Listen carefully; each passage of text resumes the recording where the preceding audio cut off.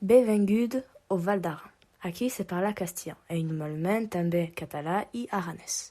Ma quelle est la verdadera situation? Vous amena à la réalité qu'est pays prou particular. Per notre reportage, parlaré en premier como la guide de la Rendunade. A casa, Sí. hablas más aranés, catalá, español. Español. ¿Español? En general sí. En general sí. El aranés se estudia, es lengua vehicular en la escuela.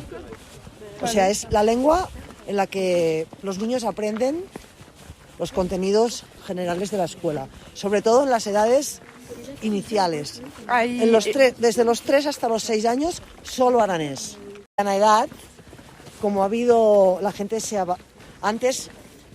antes que no había carreteras, que había poca comunicación, la gente se casaba entre ellos, entonces todos hablaban aranés.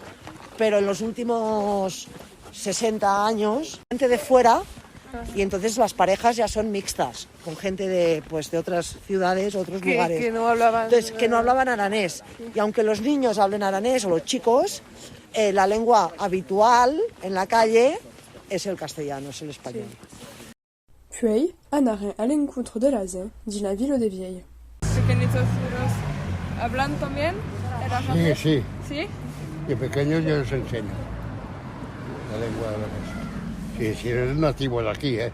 Sí. Pasa que hay gente de inmigrantes, eso es su idioma. Pero los nativos de aquí... Aquí la gente que son de aquí sí que hablan aranés, pero los que vienen catalán y castellano.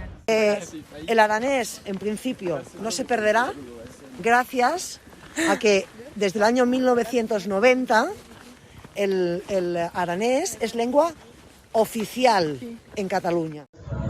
Tous los drolei apprennent l'aranès à l'école, la langue se parle toute zone, dit tout plein de familles, ma pertence étant pas dit la charrière. Dis aquesta région devenguda touristique, le catalan est use per se compreneguda au mai grand nombre. Des mai, l'aperture géographique au sein de la famille, mais à mau la langue locale qui est pas comprenguda de toutes. Existem pas même de la raison de penser que la langue est pas prête de désapparaître, surtout en raison de son officialité.